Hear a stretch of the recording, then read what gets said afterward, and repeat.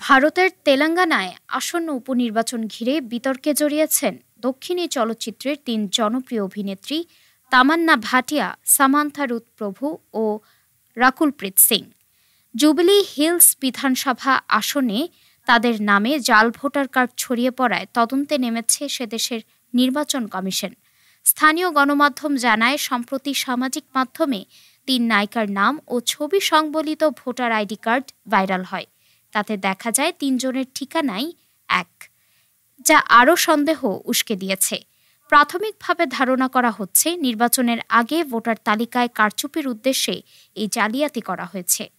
নির্বাচন কমিশন ইতোমধ্যে ঘটনাটি খতিয়ে দেখছে, তবে এ বিষয়ে এখনও তামান্না, সামান্থা কিংবা রাকুলপ্রীত কেউই প্রকাশ্যে মন্তব্য করেননি।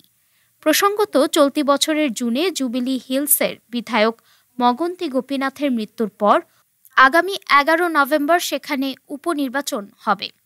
আসনটি নিয়ে প্রতিদ্বন্দ্বিতা করছেন কংগ্রেস প্রার্থী ভি নবীন যাদব, বিআরএস প্রার্থী মগন্তী সুনিতা এবং বিজেপির দীপক রেড্ডি।